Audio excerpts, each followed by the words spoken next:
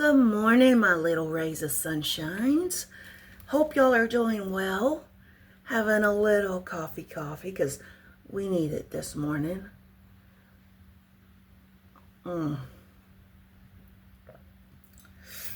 It's going to be a bad day if that coffee cup ever breaks.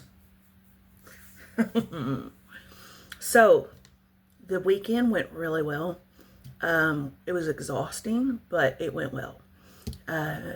We had a barrel race. We put on a barrel race, and not me and the hot stuff. Our church. That's the great thing about going to a cowboy church is we can really reach out to a lot of people using our arena. And barrel races are one of those things. I was a vendor. Vendor-wise, it didn't work for me. But that's okay, because it don't really matter. It really don't matter.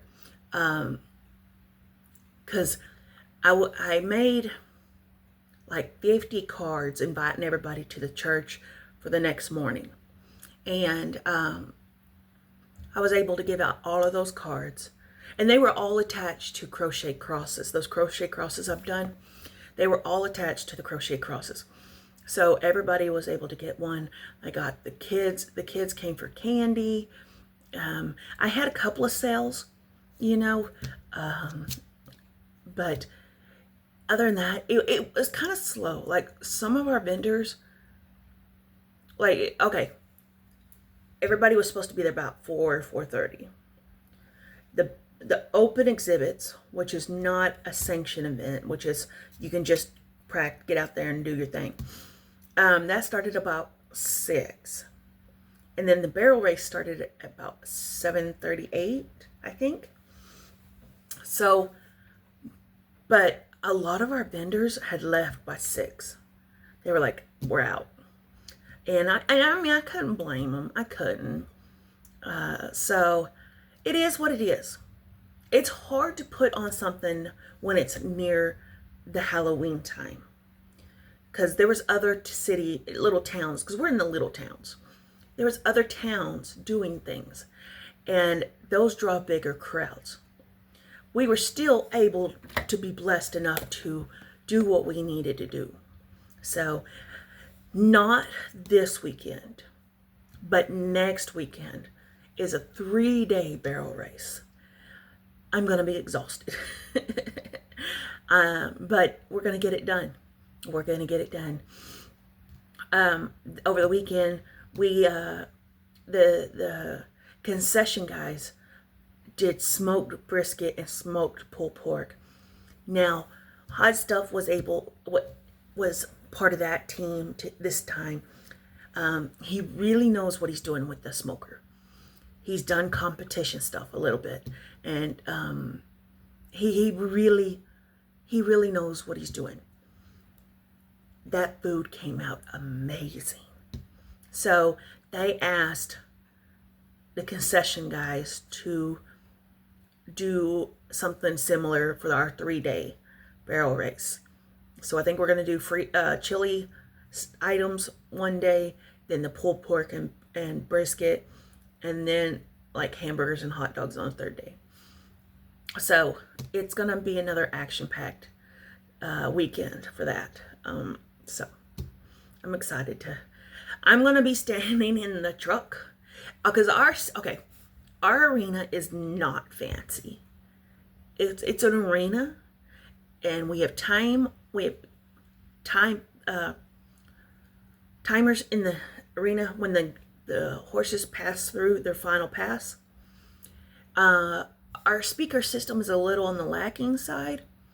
So I stand in the back of a pickup and make sure to line everybody up, like the first 5 riders, to get them lined up so we can start getting folks in there. Over the weekend, we had about 32 riders. So that was such a blessing. Such a blessing. And so, yeah. I think this 3-day barrel race is the last of our season. I think so. We have Veterans Parade this weekend. and then the 3-day series next weekend. And I think that's it. So it's going to be good. It's going to be good. I did get a little stitching done on my Santa. I moved the Q-snap to where I'll be able to stitch the rest of him. His feet are down here, and then he's more up here. I don't know how I feel about the checkered section. It is what it is. I mean, that's part of being an older pattern. You know, it is what it is. This sleeve, I've never really had trouble with stitching. I've never had to unpick anything. I've unpicked this once. It's still wrong. So I'm going to unpick it one more time. See how it goes. Yeah. I love these scrapbook kit boxes for cross stitch. This is just genius. I mean, everything's contained and it keeps the dust off of it.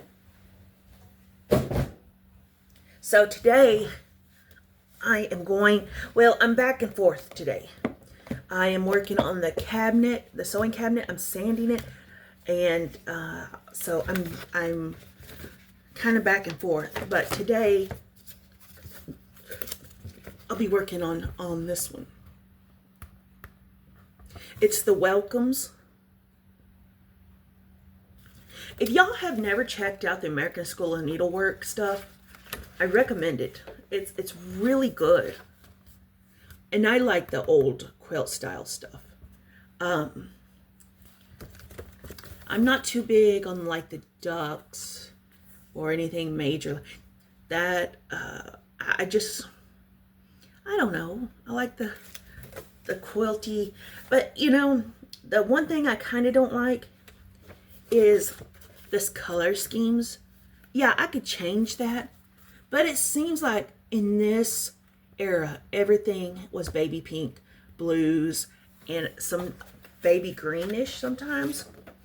And I don't know about that all the time. I could change it. I definitely could change it. Because when you do cross stitch, it's your piece. You do whatever you want with it. You can do whatever section of it you want. It's whatever you want to do. And I kind of had the thought of just doing this middle piece. But I really like the lettering. I like the welcome. I think I'm going to change the welcome color itself. I think I'm going to do it all like this. But I think I'm going to change it to something different. So it'll stand out a little bit better. I have not gotten very far with this little one. Oh, we're fixing to lose everything we own here. I got one little triangle in. That's it. Doesn't match my nails. So today I'm going to work on this. I've been working on the Santa really hard. So, you know, today, that's what we're going to do. And like I mentioned, I'm also working on the